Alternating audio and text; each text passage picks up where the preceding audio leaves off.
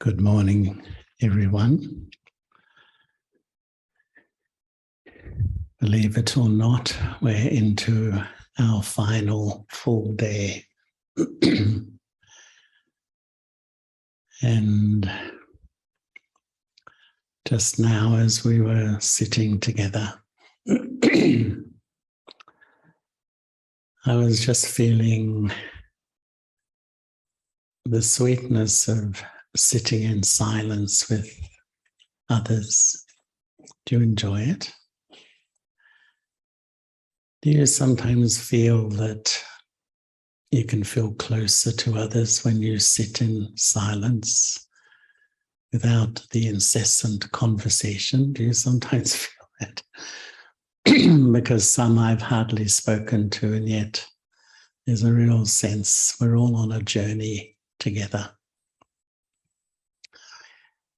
And on day one, we explored soul consciousness and the vision of each other beyond the body, and developing that framework. And my understanding is that soul consciousness is our original and natural state. And as I slowly through the journey of time, as Gayatri so exquisitely expressed, we forget the awareness of this amazingly subtle, infinitesimal, eternal, immortal self, and begin to identify with this rather temporary entity, my body, a wonderful instrument, but it's not actually me. And just that one change sort of changes how I feel, my relationships with you. The whole atmosphere of life begins to change. And I don't know how you feel, but when I first began my practice, one of my first realizations as I began to explore the soul, I began to realize the contrast, in a sense, how body conscious I was. Have you had that experience? As you realize the reality of the eternal self, I begin to realize just how body conscious I am, and all those feelings of peacelessness and overactive mind, this struggle to find a sense of consistent self-value, vulnerability, so many things are associated with that loss of awareness of self and this journey into a whole different experience of who I am, and therefore my lens on life. And this is why I think the whole idea of these few days has been to gently, and we all take it up in our own way, develop practices so that we just don't do them here and walk out the door and my mind reverts to its old perception of self and life, but we actually maintain our practices. There's a very sweet term we sometimes use, is that many drops make an ocean. And so as I go about my day, actually we have so many drops in time to practice. What are my observation of myself is that, I have a conversation, and as I move away from a conversation, you'll reflect on it, analyze it, and go into it. Now that's a good thing, but often it can be done in a few seconds. So the mind keeps dangling in the stories of what's happening. And at those precious moments, the value of time, to go back to my practice so that in time I'm building up a practice of soul consciousness. And in a sense, as I do, I strengthen myself. And I've done so many practices over periods of time, which I find begin to bring a fundamental shift in my lens on who I am and how I interact with this world. The practice of being immortal. You know, we can think it, believe it, but when I really taste that actually the whole of our contemporary culture is built around our mortality. It's just so infused in all our customs and systems, and yet the reality is I, the soul, continue. And death is just the most natural part of our existence. You think the impact it has on our society, our culture, our families, our minds at the moment. The experiments of being eternal, that I always exist. It's an extraordinary thing as you start to explore. It starts to break down fear within the self. The experiment that actually I'm a non-physical entity residing in the front of the brain. I enter, I'm the conscious part, I act. But the more I remain in that non-physical state, the awareness of who I am in this world, participating in this world, connected to this world, responsible, but not influenced by it. Such a freedom, the seed of freedom. So as I sow the depth of the self, it starts to change how I interact on many levels. And then yesterday we began to explore the relationship with God and remembering God. And I don't know how you felt about that, how you experienced. We're all so different, but I think sometimes there is a yearning in the human spirit to connect with that quality of love, that quality of belonging. And why, until this day, something like 70% of us have a belief in God, because there's some memory of the beauty of that relationship. But sometimes with all that yearning, there's a distance in the heart between me and God.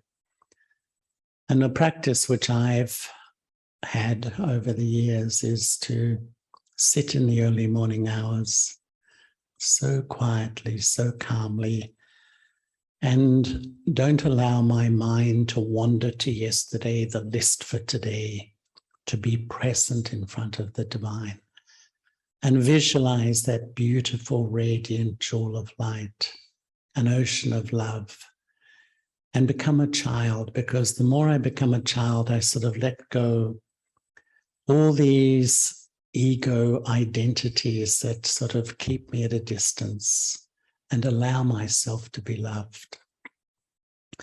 And if I'm sitting in front of that divine love, that perfect love, and I can't feel it, not to panic, but to observe what is blocking it.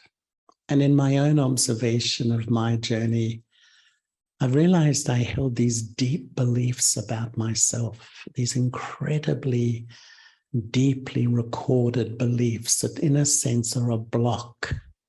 I'm sitting in front of really what I want, but I can't really taste it, feel it. And those blocks are these sort of beliefs that I'm not really lovable. Deep down, sometimes I feel I'm not really lovable. And so even when I'm offered love, I can't really taste it because I've lost that sense of self-value.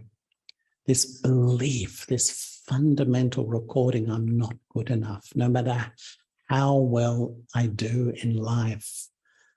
I'm always having this pressure to be better. It's never, ever good enough. And it's like these beliefs are like a barrier to stepping into a sense of self-value that enables me to really experience that love.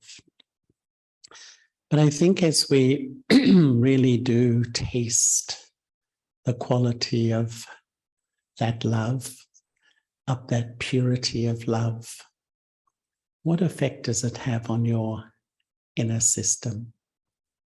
In my experience, the almost natural byproduct of feeling loved, feeling belonging, feeling connected is to want to give, to share, to support. You know, I take from one, and my life is about giving. And what I feel, what I've sensed in the room is that we're all people who feel, you know, that lovely feeling, you feel you're on purpose when you really are making a difference. You feel in life, not from a point of arrogance, but, you know, there's a real sense of what's happening in our world, and we really want to make such a difference. And it draws out, I think, the relationship with God, it draws out my own natural state of benevolence. That actually, when I feel I'm in tune with one, and my life is to give, to have mercy, to have compassion, to have benevolence, you feel you're in tune with your real purpose of being, you know. That's a really worthwhile life. It feels like a really worthwhile and productive life. And yet we're living in such a world at the moment. And I think sometimes all of us have felt despairing. Has everyone felt despair? Felt a sense of complete and utter hopelessness about the direction of things. And you just wonder what I can do, how I can manage myself, manage the people, help the people I love, but make some tangible difference to things that are happening. And I had an experience when I was 17 years old that shifted. You know how you have these epiphanies in life that sort of shift your direction. I was one of those people who, when I got to about the age of 10 and you see all the injustice in the world, I was out on the streets every weekend protesting, and you name it. I was just, you know, there seems so much wrong with the world and I'm going to change it, you know. I think you know what I'm talking about.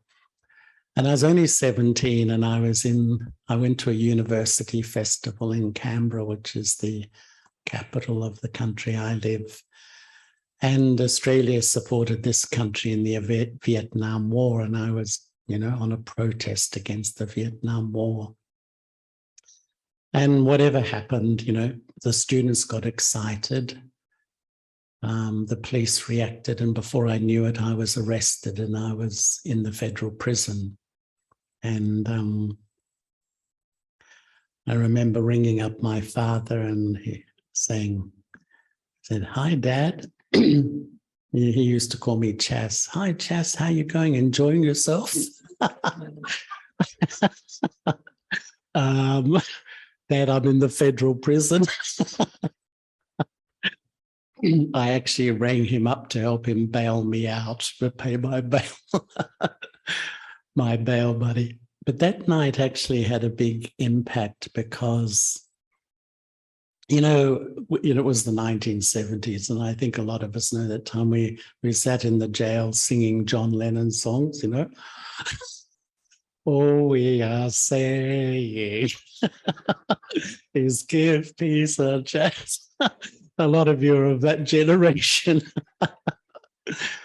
But when it settled down and we were up all night and the conversations began, and here I was, probably a very naive 17-year-old sitting in the corner of the jail, the peace activists.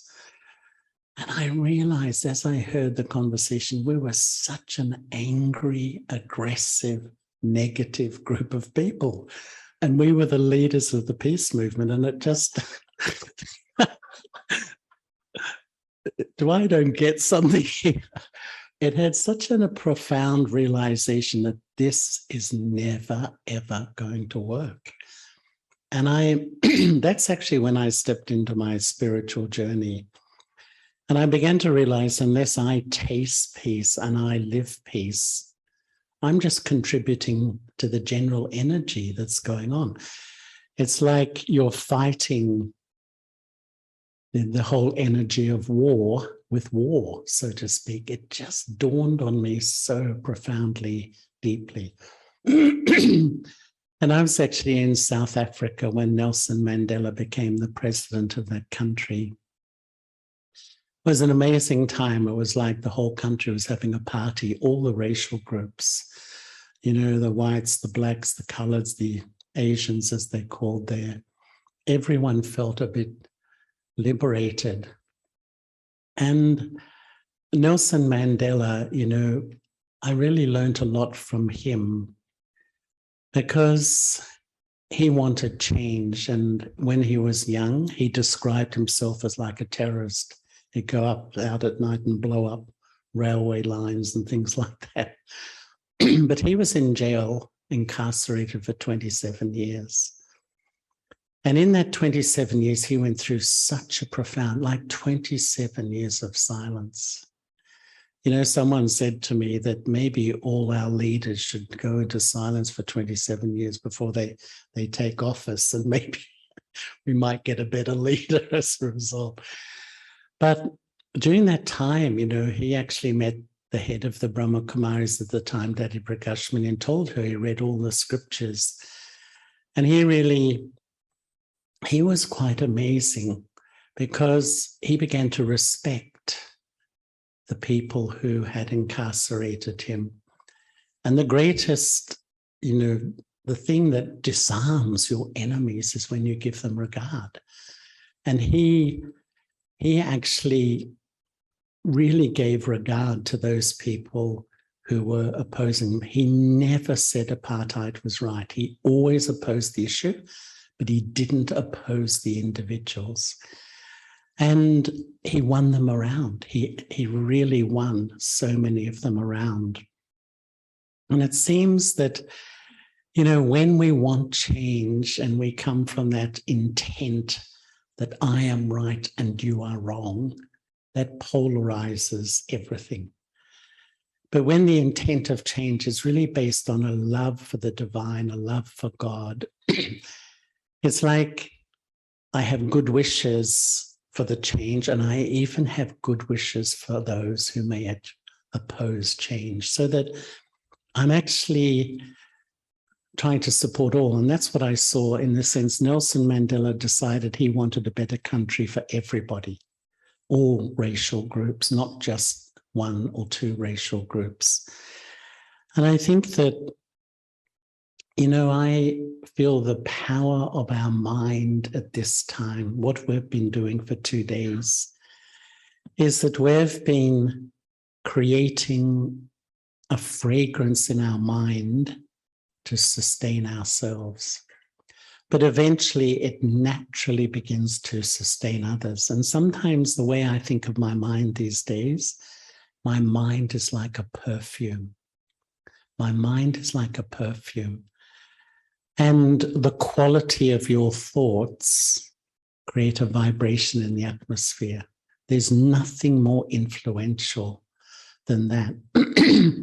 And so when I sow the seed of knowing and loving who I am as a soul, knowing and loving God, it creates a quality of perfume that starts to do its own work. It starts to do its own work. It has a natural influence. And I began to really think a lot about this, that what sort of perfume does my mind have?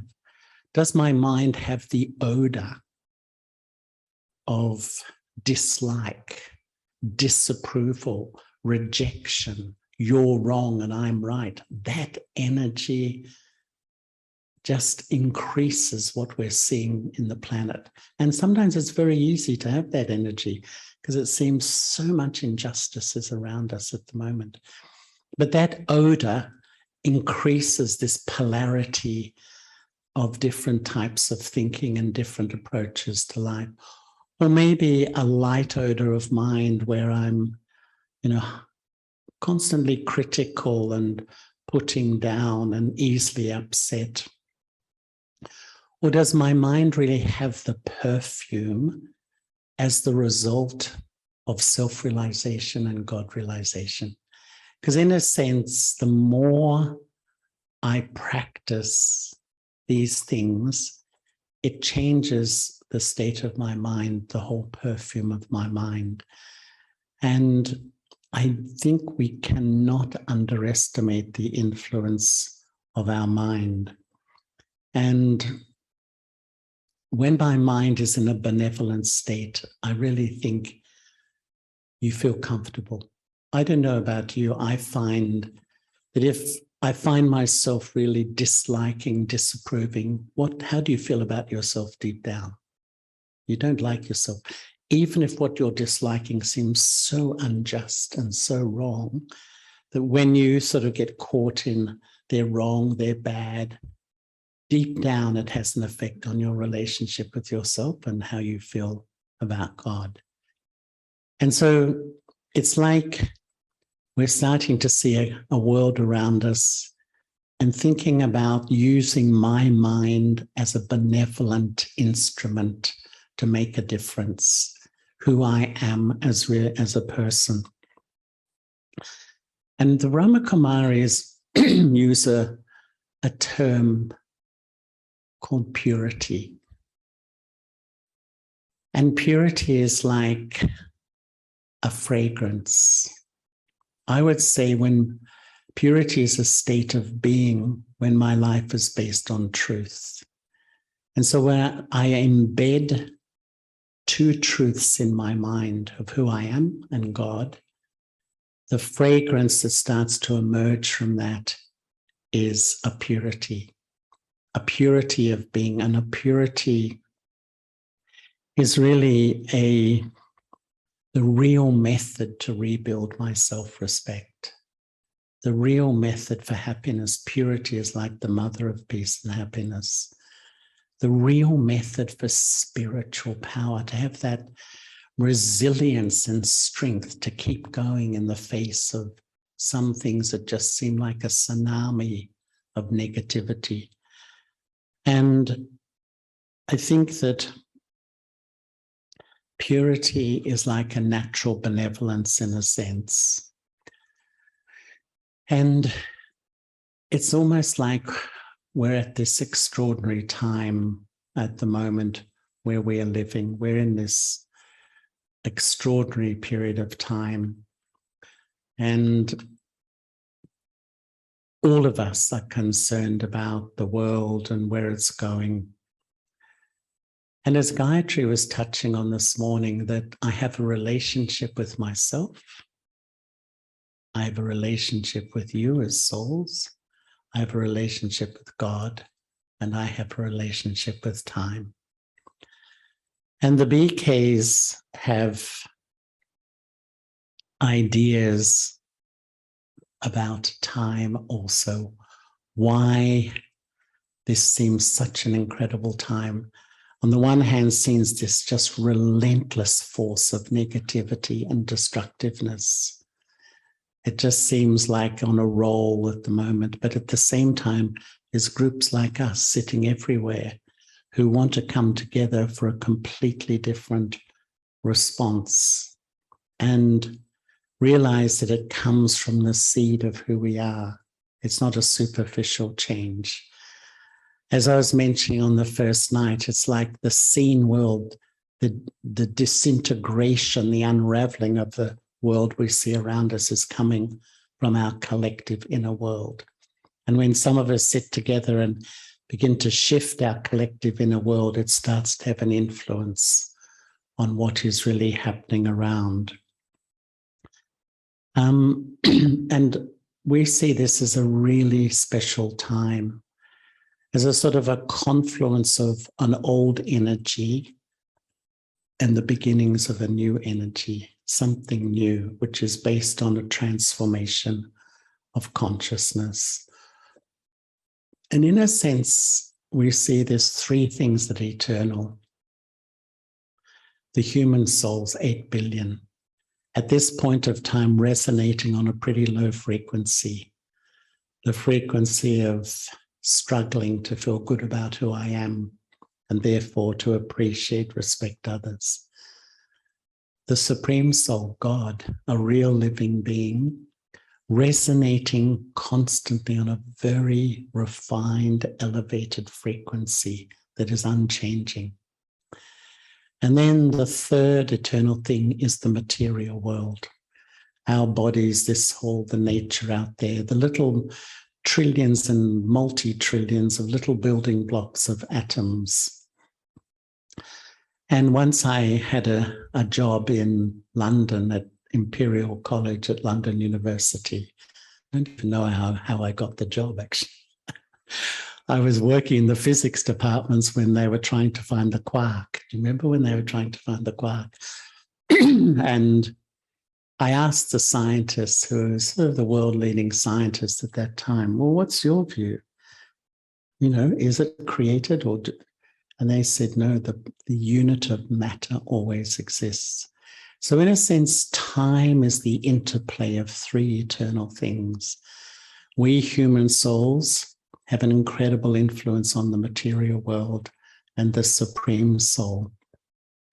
Eternity is an extraordinary concept to get your head around. But actually, the only motion that is eternal is a cycle. And this is why so many of the ancient cultures, indigenous cultures, believe time moves in cycles based on human consciousness. And if you look at the seasons, we have the spring, the summer, the autumn, the winter, but spring returns. In fact, nature is just always moving in cycles. And the concept of many ancient cultures is that we have a golden age, a silver age, a copper age, and an iron age. The golden and silver ages are really where we're soul conscious. The soul is naturally the master of the body. There's no concept of death. It's just a natural part of things. The soul is in its full bloom of self-respect, and all the qualities are naturally there. But the human soul is like a little battery, and in time it sort of runs out of power to the point I forget the reality of life, that I am this non-physical conscious point that sits in the void, and I start to identify. So I see your body and I see you are different. And so we go from this soul conscious state into the body conscious state in this third era of time, the copper age. And then in a sense, all the religions come at that time to try to relieve this movement into loss of peace, loss of happiness, into this body conscious state. And at the end of the Iron Age, this confluence as we move back once again into a golden age state. And so this practice is actually preparing us to move from this tsunami of body consciousness to recreate a soul conscious state as my contribution to bringing change in our world. And sometimes I think of the cycle is like a love story, the cycle of time, because the golden age is a real period of history, a real period of human life, human relationship, human activity. There's just one difference: the soul is pure at that time. So many of our ancient and indigenous cultures, even our religions, remember this time. And then some may say, why isn't it recorded in history? In a sense, there was no ego at that time. There's no need to record what I do. I'm living in the present. When you're soul conscious, you live in the present. But when we come to the copper age, it's not, as the soul moves down, it's not that we stop loving, we just begin to love the wrong things. And when I love my own body, it becomes ego. When I love the bodies of others, it becomes dependence. When I love material things, it becomes greed.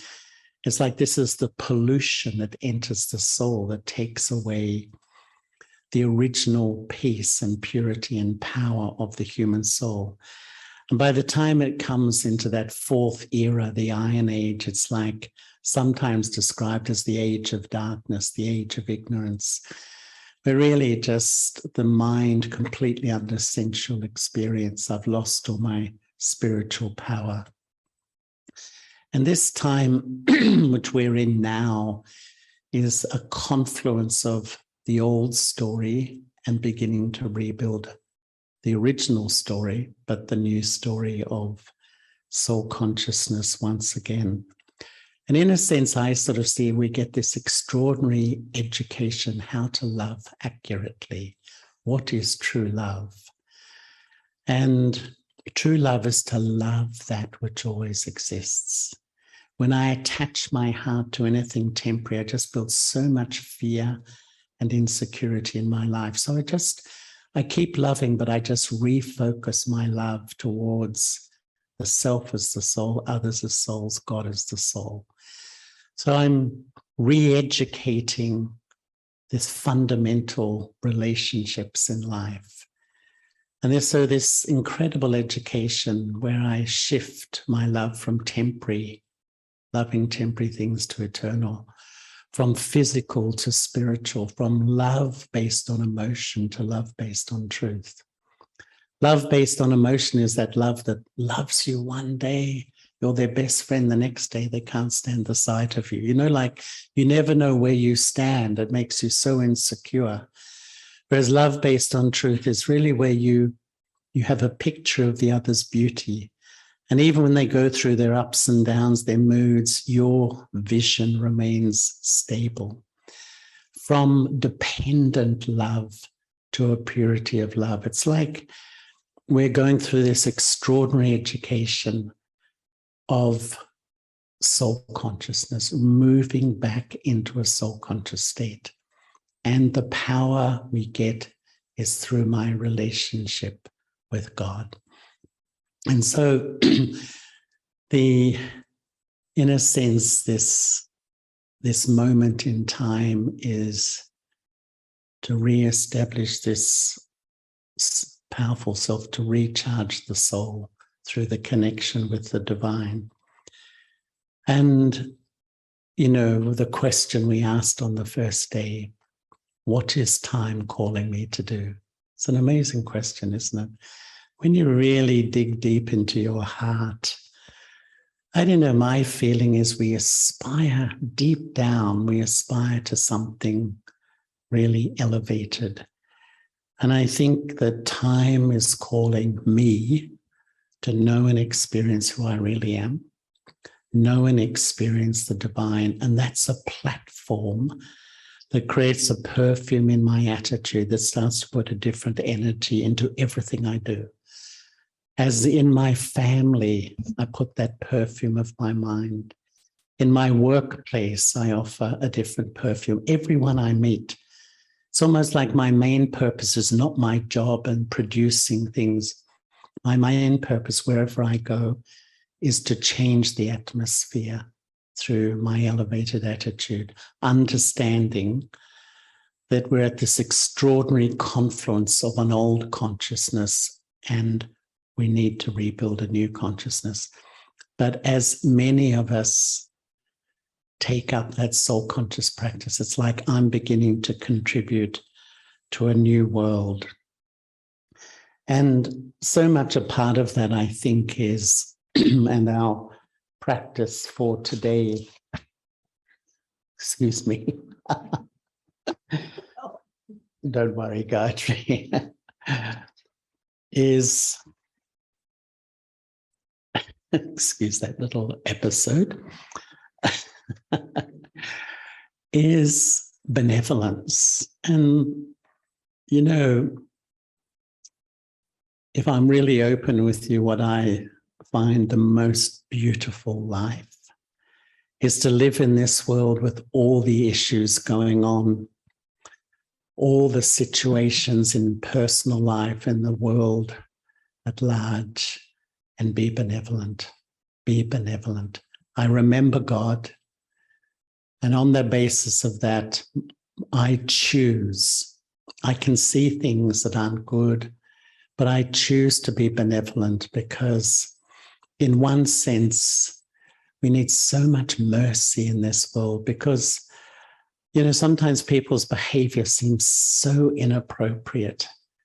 And yet, why is it? Because they're under the influence of their old story, their ego, their body consciousness. And if I see the behavior, sometimes my feelings are quite critical, negative. How can they be like that? Can't you see what you like?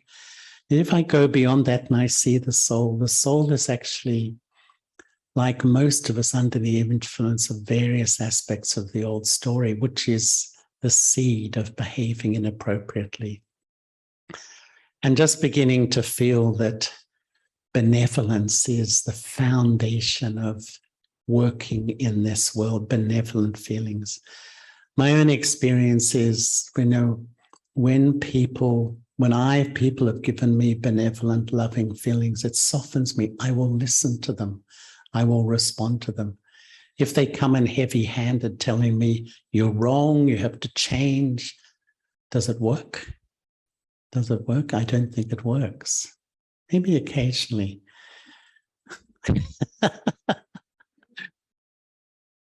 Very temporarily, but it may sound very idealistic, because we know how tough this world has been. But I find that when you're in that elevated state, you really feel this is who I should be as a person. I live my life. I fulfill my responsibilities. But I choose to live in the awareness of self, remember God, and on the basis of that, try to extend benevolence to everyone I come in touch with. It's a beautiful life from my experience, and you really start to make a difference. You really start to. And when many little lights go on around the world, it starts to actually shift. Because the sense in the BKs is we're going to go through a massive shift over the next few years. Who feels that? Who feels that the world's just... We all feel it, don't we? Intuitively, we can feel something massive. And a lot of it may not be pleasant at all, but sometimes, I often use the analogy in Australia that,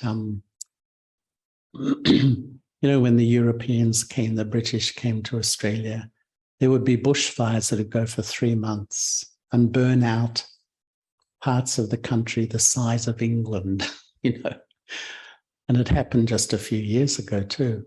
And the indigenous people would light the fires. They would purposefully light the fires because they knew that the bush in Australia needs a fire to clean out all the rubbish. And you know what the fire does? The fire opens all the new seeds. On one of our retreat centers in the Blue Mountains, we had a fire. It's 150 acres. And really 2/3 of it looked like a nuclear bomb had hit it, just black and charred. In 1 month, it was green. In 1 month, all the new seeds are broken, the rain, the bush, the Australian bush needs. And sometimes it's like we need that change for the newness to emerge. So time is eternal, the material world is eternal, and will go through changes. And so today we're going to really focus on the feeling to be called to serve and practice serving through being. And just being who you are in an elevated state. As you move, as you walk, as you eat, create an elevated awareness by considering yourself to be a soul and remembering God. Observe how your attitude propels this awareness into the atmosphere like a perfume that colors everything around you. Experiment with how your mind can change atmospheres and vibrations just through your being, through your inner state. Reflect on how your elevated state of being can change the atmosphere at home, at work, and in challenging relationships. If we had time to share stories here, of how your attitude has shifted relationships. We'd hear some extraordinary stories. Become aware that your elevated inner awareness and attitude can reach another at the speed of thought. Experiment with sending an elevated thought of encouragement to someone who could use that support just now. Be creative and keep experimenting. Regularly ask yourself, how does it feel? You may want to journal your experiences, draw your experiences, or record your experiences.